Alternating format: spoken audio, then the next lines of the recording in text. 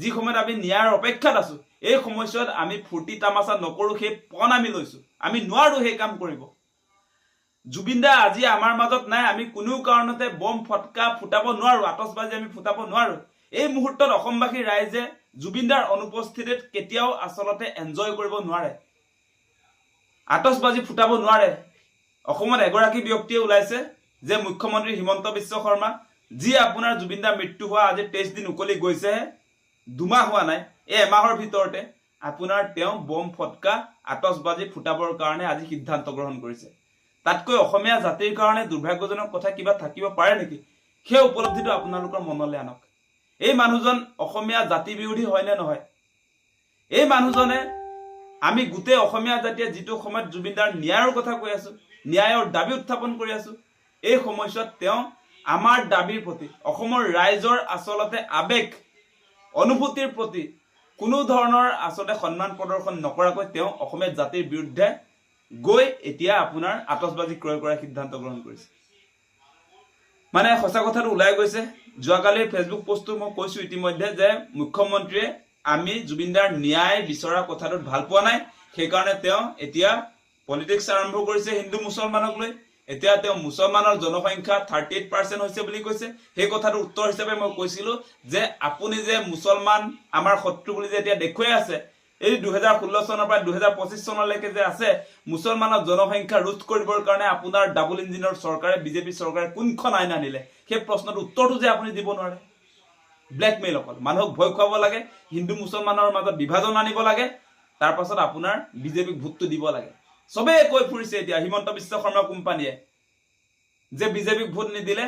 অসমৰ ভৱিষ্যত অসুৰক্ষিত কোন ফটুৱা তহতি কোন ফটুৱা হয় তহতি কি সুৰক্ষিত কৰিলি আমি দেখিলো নহয় তহতি কি সুৰক্ষিত কৰিলি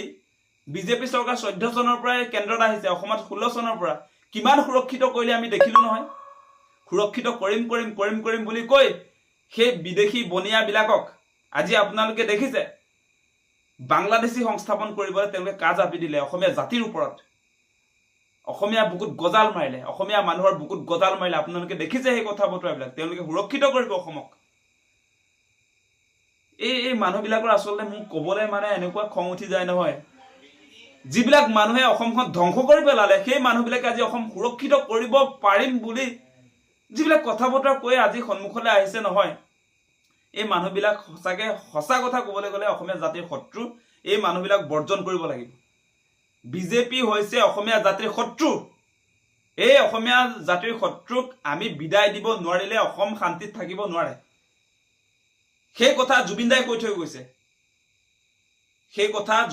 থৈ গৈছে যে ধৰ্মক লৈ জাতিক লৈ যি পলিটিক্স কৰে বিজেপিয়ে সেই কাৰণে বিজেপিক ভোট নিদিবলৈ কৈছিলে জুবিনদাই সেই কথা বতৰাবিলাক আপোনালোকে মনত ৰাখক ব্ল্যাকমেইল প্ৰতিটো মুহূৰ্তত ব্ল্যাকমেইল নহব সেইবিলাক আমাৰ মূল কথা জুবিনদাৰ মৃত্যুৰ পাছত অসমীয়া ৰাইজে ইতিমধ্যে পণ লৈছে আমি ধৰ্মক লৈ ৰাজনীতি নকৰো আমি হিন্দু মুছলমান জাত পাত এইবিলাকক লৈ কোনো কাৰণতে আমি ভাগ হৈ নাথাকো সকলো ৰাইজ একত্ৰিত হৈছে আৰু এই মুহূৰ্তত হিমন্ত বিশ্ব শৰ্মাই এই একত্ৰিত হোৱাটো তেওঁ দেখি সহ্য হোৱা নাই আজি জুবিনদাৰ মৃত্যুৰ পাছত অসমীয়া জাতি যে এক হৈছে বিভিন্ন জাতি ধৰ্ম বৰ্ণ নিৰ্বিশেষে সকলো যে আমি একত্ৰিত হৈছো সেই কাৰণে হিমন্ত বিশ্ব শৰ্মা আজি টোপনি নাই সেই কাৰণে তেওঁ মানে ৰাতি টোপনি যে নাহে তেখেতৰ সেই কাৰণে তেওঁৰ মুখমণ্ডল কলা পৰি গৈছে চকু ৰঙা হৈ গৈছে এইবিলাক এনেই হোৱা নাই মানে তেওঁৰ যিটো সাম্প্ৰদায়িক পলিটিক্স সেইটো যে নীতিকিব এবাৰ সেই কথাটো তেওঁ বুজি উঠিছে সেই কাৰণে তেওঁ ৰাতি টোপনি নাহে সাৱধান আমাক জুবিনদাৰ ন্যায় লাগিব আমি এই মুহূৰ্তত বেলেগ একো কথা বুজি নাপাওঁ মিঠাতেল ফ্ৰীকে দিয়া কথাও বুজি নাপাওঁ আমি চাউল দাইল এইবিলাক ফ্ৰীকে দিয়া কথা আমি বুজি নাপাওঁ আমি এটা কথাই বুজি পাওঁ এই মুহূৰ্তত জুবিনদাৰ ন্যায় লাগে আৰু বিভাজনৰ ৰাজনীতি যি ধৰণে বিজেপি আৰু আপুনি হিমন্ত বিশ্ব শৰ্মা ডাঙৰীয়া যি ধৰণে কৰিবলৈ আহিছে এই বিভাজনৰ ৰাজনীতিত এবাৰ অসমৰ ৰাইজে ভৰি নিদিয়ে সেই কথা আজি সকলো ৰাইজে আসলে পণ হিচাপে লৈছে নহব এবাৰ সেইটো স্পষ্ট